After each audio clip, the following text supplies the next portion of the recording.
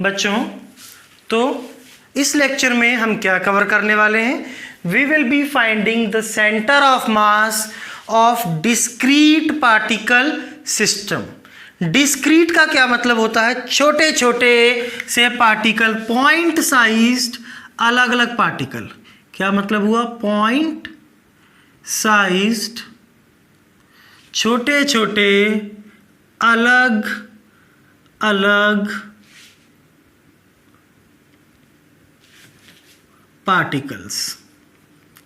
ठीक है बच्चों, तो we are going to calculate कि हम कुछ फॉर्मूलाज देखेंगे कि सेंटर ऑफ मास कैसे निकाला जाता है। देखते हैं बच्चों, सबसे पहले शुरू करते हैं इसको इन 1 डायमेंशन, 1D के अंदर कैसे निकालते हैं सेंटर ऑफ मास। इसमें सबसे पहले देखेंगे फॉर 2 पार्टिकल सिस्टम। तो जल्दी से अच्छे से साथ साथ नोट करते जाएं, थोड़े से फॉर्मूलाज देख के, then we will be solving the questions. बहुत इजी टॉपिक है। तो इन 1D हम क्या निकालने वाले हैं? सेंटर ऑफ मास किसका? 2 पार्टिकल सिस्टम का। क्या है इस 2 पार्टिकल सिस्टम में? एक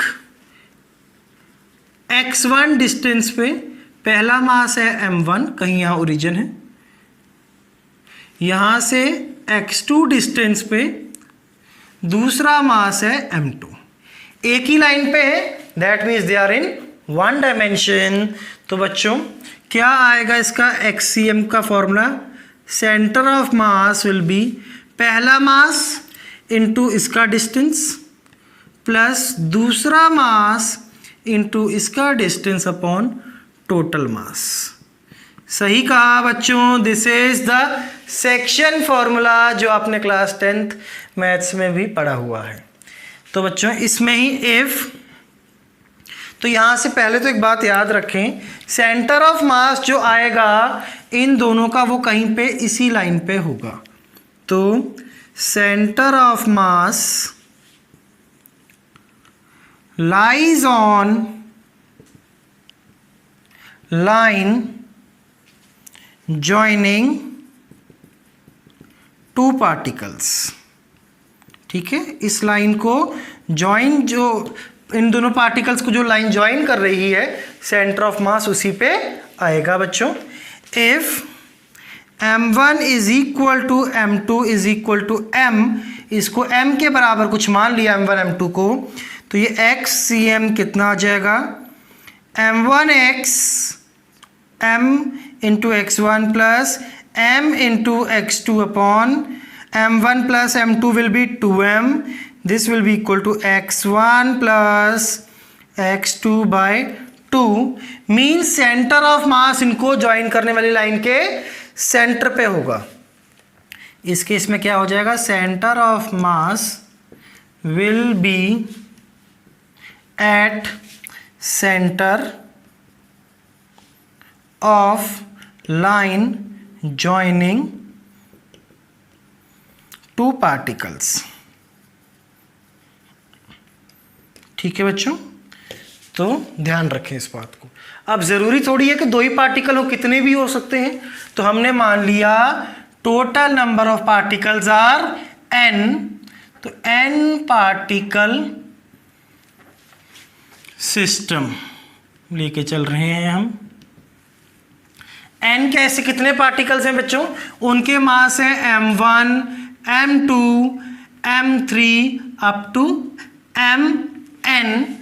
m1 का ओरिजिन से डिस्टेंस है x1, इसका x2 x3 अप टू इसका है xn। तो क्या आ जाएगा XCM?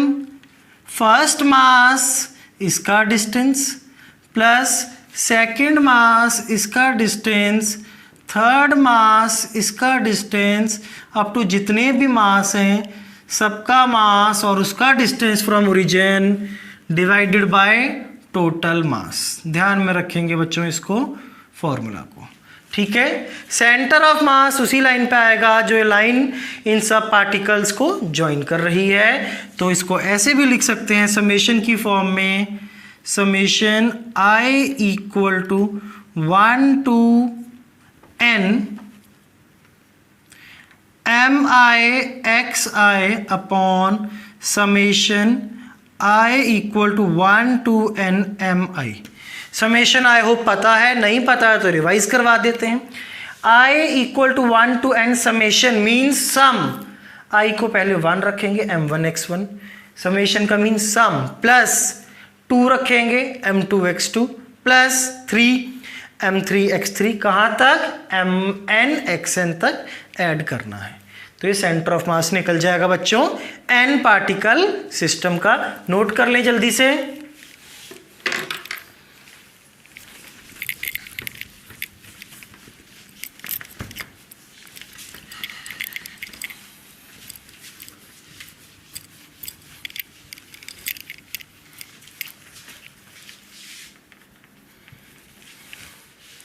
नेक्स्ट इज प्यारे बच्चों सेंटर ऑफ मास निकालना है हमने 2 डायमेंशंस में।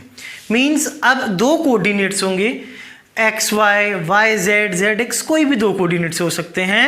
हम एक्स वाई को लेके चलते हैं। चलिए सबसे पहले फॉर 2 पार्टिकल सिस्टम ऐसे समझें इसको,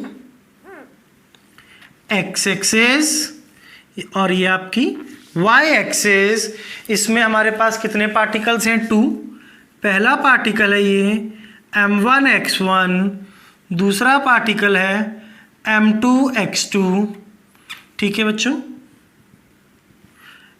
M1 पार्टिकल के कोऑर्डिनेट सॉरी x1 y1 और M2 के x2 y2। कैसे निकलेगा सेंटर ऑफ मास? दोनों डायमेंशंस में अलग अलग कैलकुलेट होगा। तो बच्चों XCM जैसे 1D में निकाला था ना, बिल्कुल वैसे M1 into x1 plus M2 into x2 upon mass M1 plus M2। Easy. ऐसे ही अब YCM निकाल लीजिए, centre of mass in y direction M1 y1 plus M2 y2 upon M1 plus M2। Centre of mass इन दोनों को join करने वाली लाइन पे ही आएगा कहीं पे। ठीक है बच्चों, अब मास इज इक्वल है तो आप कैलकुलेट कर सकते हैं। n पार्टिकल सिस्टम में कितने पार्टिकल्स हैं? n पार्टिकल्स हैं। ये आपका एक्स वाई प्लेन हो गया। ठीक है, एक पार्टिकल यहाँ है, यहाँ है, यहाँ है, यहाँ है, यहाँ है। M1, M2, M3, M4, Mn, ऐसे कई सारे पार्टिकल्स हैं। तो इनमें भी क्या है? कुछ भी नहीं है, सेम फॉर्मूला। x में सेंटर ऑफ मास पहले कैलकुलेट कर लेंगे, M1x1 प्लस M2x2, ऐसे ही जितने हैं Mnxn डिवाइडेड बाय प्यारे बच्चों total mass M1 plus M2 up to Mn। ठीक, उसके बाद YCM निकल जाएगा, that is centre of mass का y coordinate M1 y1 M2 y2 up to Mn yn divided by M1 plus M2 up to Mn। ठीक है, इसको summation की फॉर्म में भी लिख सकते हैं। XCM is equal to summation I equal to 1 to n MI/XI upon summation I equal to 1 to n MI। ऐसे ही बच्चों y कोऑर्डिनेट आ जाएगा, summation I equal to 1 to n MI/YI upon summation I equal to 1 to n MI। ठीक है, इसमें एक trick याद रखें, जो भी बच्चों एक क्वाड्रिलेटरल बनेगा इन सब पार्टिकल्स को ज्वाइन करता हुआ, सबसे बड़ा क्वाड्रिलेटरल सेंटर ऑफ मास हमेशा उसी में लाया करेगा। तो नोट करें, centre of mass always lies in largest quadrilateral formed bye joining particles. ठीक है बच्चों, बात क्लियर हो गई? यहां तक नोट करें जल्दी से।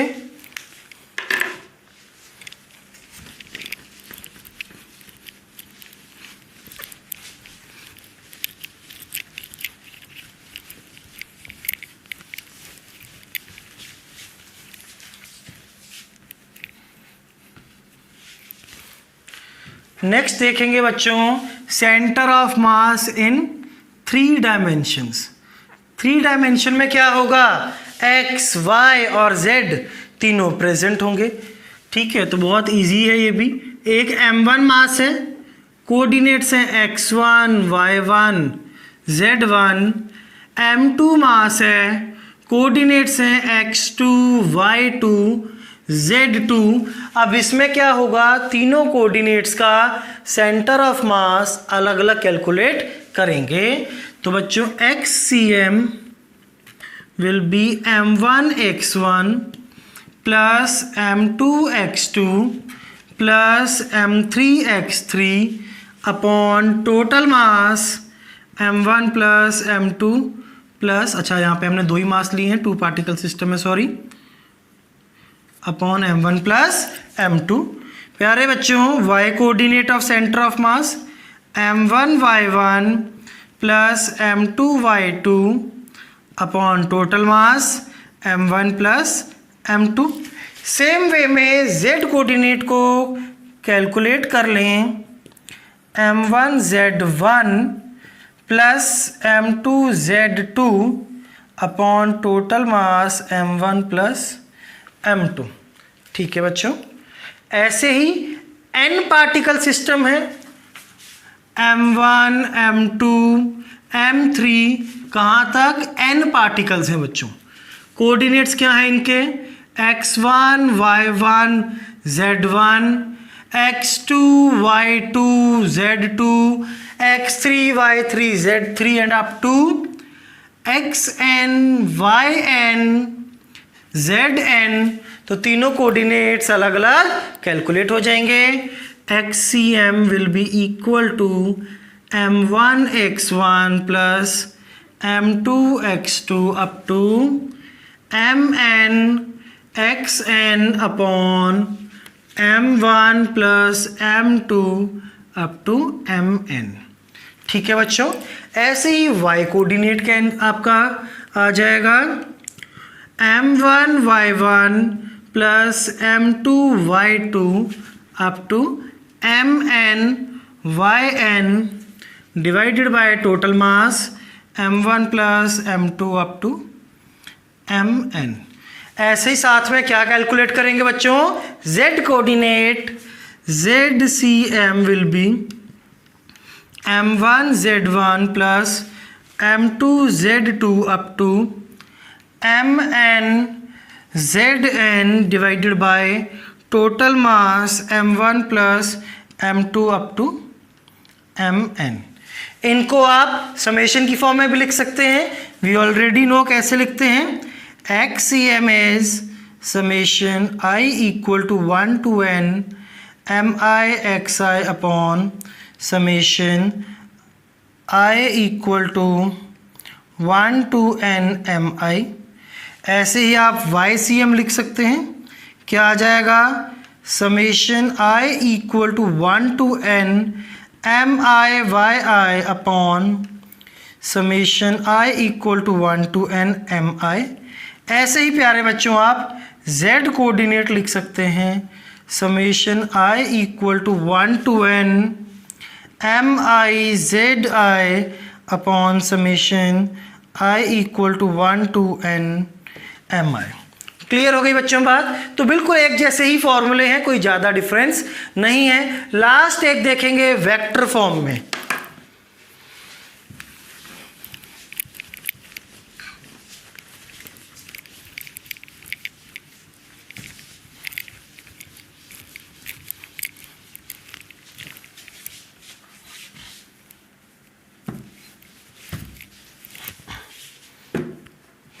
नंबर 4 बच्चों and last, in vector form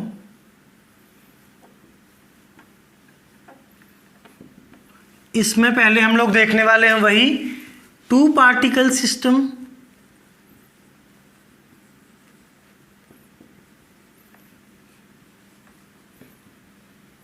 क्या है बच्चों, 2 पार्टिकल सिस्टम में 2 मास हैं m1 एंड m2। कुछ डायग्राम में ही चलो आपको शो करता हूं मैं। This is the first mass m1 having position vector r1 vector. Second mass है m2, इसका ये पोजीशन वेक्टर है r2 वेक्टर। तो बच्चों position vector of centre of मास क्या आ जाएगा? वेक्टर फॉर्म में लिखने का फायदा क्या है? x, y और z तीनों एक ही इक्वेशन में आ जाएंगे। m1 into r1 vector i j के तीनों में हो सकता है ये, m2 into r2 vector upon m1 plus m2। कहाँ लाया करेगा बच्चों ये पोजीशन वेक्टर का पॉइंट? ये ज्वाइन करने वाली लाइन होगी m1 m2 को। This will be your position vector. Got it बच्चों? ऐसे ही आप इसको n पार्टिकल सिस्टम के लिए भी देख सकते हैं।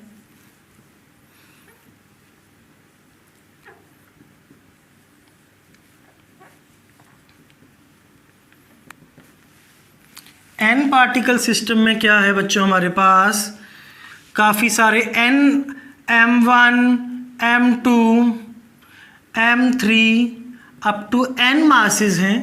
इनके पोजीशन वेक्टर क्या है बच्चों? r1 vector, r2 vector, r3 vector up to rn vector. तो क्या आ जाएगा? Position vector of centre of mass will be m1 into r1 vector plus m2 into r2 vector up to mn into rn vector divided by total mass m1 plus m2 up to mn। इसको भी summation form में लिखा जा सकता है।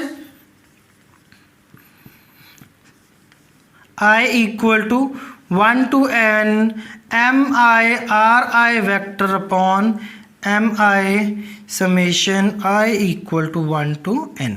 तो बच्चों formula आप आई होप सब समझ गए हैं। नोट करें, कुछ क्वेश्चंस प्रैक्टिस करते हैं। तो बच्चों लेट्स सॉल्व सम क्वेश्चंस। बहुत ही इजी क्वेश्चंस हैं डिस्क्रीट पार्टिकल सिस्टम के, बिल्कुल आपको दिक्कत नहीं होगी। थोड़े से जो टफ क्वेश्चंस आते हैं वो कंटिन्यूस मास सिस्टम में आएंगे नेक्स्ट लेक्चर के अंदर।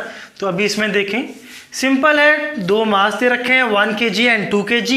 कोऑर्डिनेट्स भी गिवन है, सेंटर ऑफ मास निकालना है। तो x coordinate of centre of मास कितना आ जाएगा? पहला मास इंटू x1 प्लस दूसरा mass into x2 upon total mass m1 plus m2। तो बच्चों मास कितना है? फर्स्ट 1 kg, कितना कोऑर्डिनेट है? -1। सेकंड मास इज 2 kg, इसका x coordinate 4 divided by total mass 3 kg। यह आ गया 8 - 1 7/3 एक्सीएम आ गया। सेम वे में बच्चों y कोऑर्डिनेट निकाल लेंगे। क्या फॉर्मूला है? m1 y1 plus m2 y2 upon total mass m1 plus m2। पहला मास 1 kg, उसका y coordinate 2। Second mass is 2 kg, इसका y कोऑर्डिनेट 4 अपॉन टोटल मास, यह आ जाएगा 10/3। तो बच्चों क्या आ गया? ये 7/3 10/3 these are the coordinates of centre of mass. Very easy, सीधा फॉर्मूला लगाएं, आंसर निकालें। नोट करें इसको।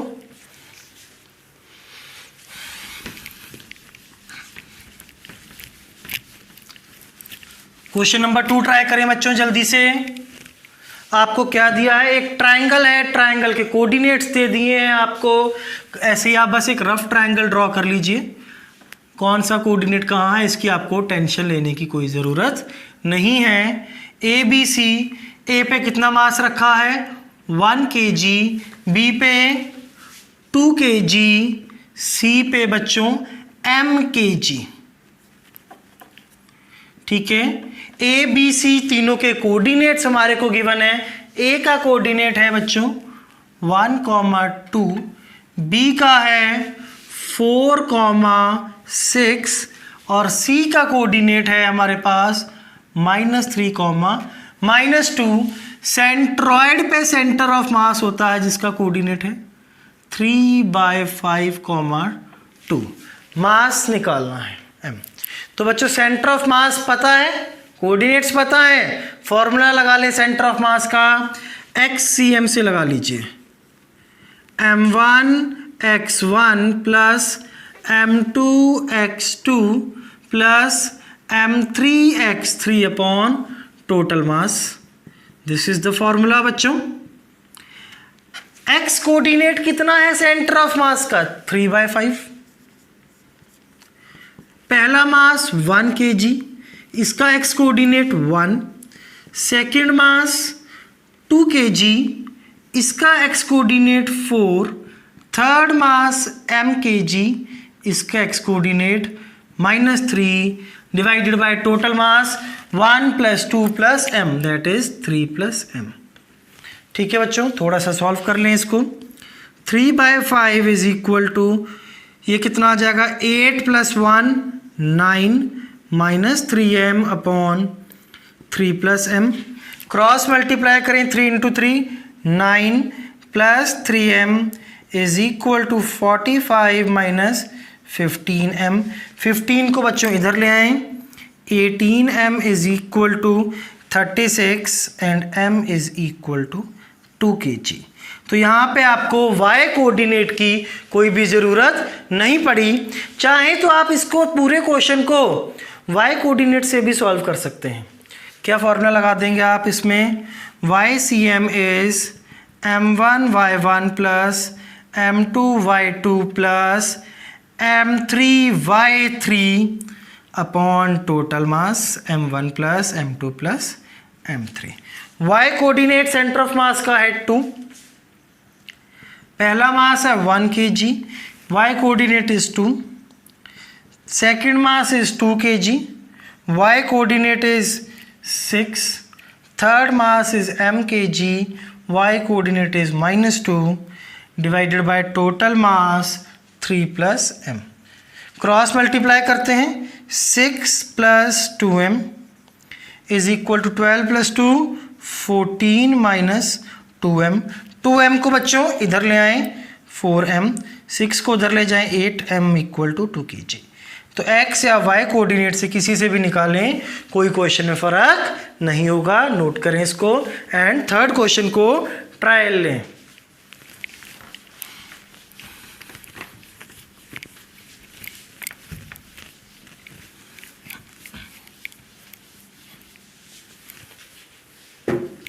क्वेश्चन नंबर 3 को देखते हैं बच्चों।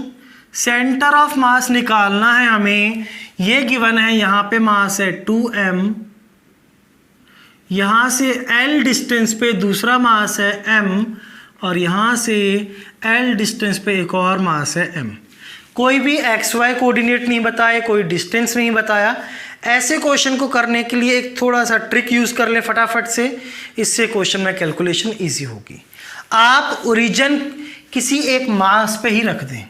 मान लीजिए ये ओरिजिन है 0,0, इधर को अपनी x एक्सिस मान लीजिए, तो ये कोऑर्डिनेट कितना आ जाएगा l,0। इधर को बच्चों y एक्सिस मान लीजिए 0,l। इससे आपको कैलकुलेशन बहुत इजी हो जाएगी, देखेंगे हम। तो क्या करें, if origin is not given then take it at position of one of the mass to make calculation easier। Calculation easier बनाने के लिए किसी एक मास पर रख लें, जैसे कि हमने यहाँ रख लिया है। तो बच्चों अब x और y कोऑर्डिनेट दो आ गए हैं अलग अलग, तो दोनों में सेंटर ऑफ मास अलग अलग निकाल लें। XCM विल बी, पहला मास 2m,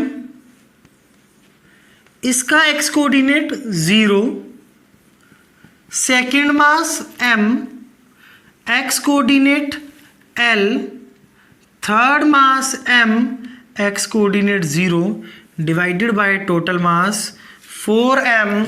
तो XCM बच्चों आ गया आपके पास L/4। इजी। ऐसे ही YCM निकालने, y coordinate of centre of मास, पहला मास 2m, इसका y कोऑर्डिनेट 0, दूसरा मास m, इसका y कोऑर्डिनेट 0, थर्ड मास m, इसका y coordinate l divided by total mass 4m। तो ये भी आ गया L/4। तो मतलब सेंटर ऑफ मास इधर को L/4, इधर को L/4 मीन्स यहीं पे कहीं लाई कर रहा है सेंटर ऑफ मास। ठीक है, x कोऑर्डिनेट कितना L/4, y कोऑर्डिनेट कितना L/4। ये डिस्टेंस पूछा हो यहाँ से तो डिस्टेंस फॉर्मूला लगा सकते हैं, अंडर रूट ऑफ कितना आ जाएगा L/4 माइनस 0 का स्क्वायर प्लस L/4 माइनस 0 का square, that is √2 times L/4।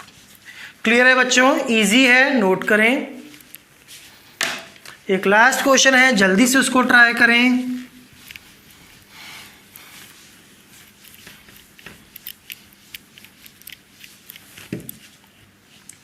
चलिए बच्चों इस क्वेश्चन को देखते हैं। क्या बोला गया है क्वेश्चन में, एक ये पूरी जो ब्लू वाली रॉड है इसकी पूरे की लेंथ है L, ठीक है, और टोटल मास है M, it is bent at centre,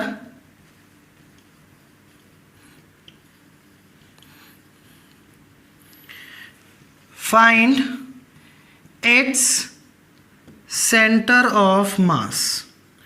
पूरी रॉड का सेंटर ऑफ मास निकालना है। एक किसी भी रॉड का बच्चों सिमेट्रिक बॉडी का कहाँ सेंटर ऑफ मास होता है? सेंटर पे। तो रॉड का भी कहाँ होगा? हाफ पे। तो आप ये मत कह देना यहाँ पे ये एक्स वाई अलग अलग प्लेन में चली गई है बच्चों ये रॉड, तो ये दो रॉड्स की तरह एक्ट कर रही है। पहली रॉड ये जिसका लेंथ कितना है L/2, मास कितना है M/2। दूसरी रॉड ये वाली, इसका भी लेंथ L/2 और मास M/2। तो x और y में से अलग अलग निकालेंगे किसको? सेंटर ऑफ मास को। इस रॉड का सेंटर ऑफ मास कहाँ होता है? इसके सेंटर पे। ठीक है, कैलकुलेट करने का तरीका है, सारे मास को कहाँ रख दें? उसके सेंटर ऑफ मास पे। कहाँ पे आ जाएगा बच्चों ये? तो this coordinate will be L/4। L/4 क्यों? दिस लेंथ वाज L/2, तो उसका आधा L/4, 0। ये लेंथ कितनी है बच्चों? L/2, तो इसका भी सेंटर इसके हाफ पे, तो ये कोऑर्डिनेट आ जाएगा 0, L/4। इतनी बात समझ में आ गई बच्चों? ठीक है, कि एक सिमेट्रिकल ऑब्जेक्ट का सेंटर ऑफ मास उसके सेंटर पे। तो x और y कोऑर्डिनेट अलग अलग कैलकुलेट कर लेते हैं। XCM विल बी, पहला मास M/2,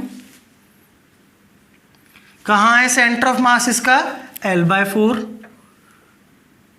दूसरा मास M/2, इसका x कोऑर्डिनेट 0 नहीं है बच्चों, सॉरी, ये कितनी लेंथ है L/2, तो इसका x कोऑर्डिनेट है L/2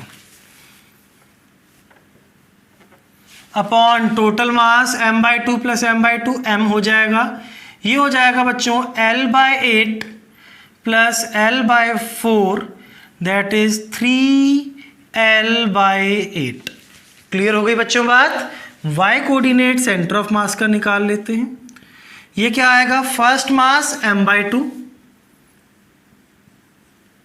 इसका सेंटर ऑफ मास कहाँ पे है? 0 पे ही है। दूसरा मास M/2, इसका y coordinate L/4 upon total मास M, तो YCM आ जाएगा आपके पास L/8। क्लियर हो गई बच्चों बात? नोट करें, नेक्स्ट लेक्चर में मैं आपके लिए लेके आऊँगा कंटिन्यूस मास सिस्टम। तब तक अच्छे से पढ़ाई करते रहें, रिवाइज करते रहें और टेक केयर, बाय बाय।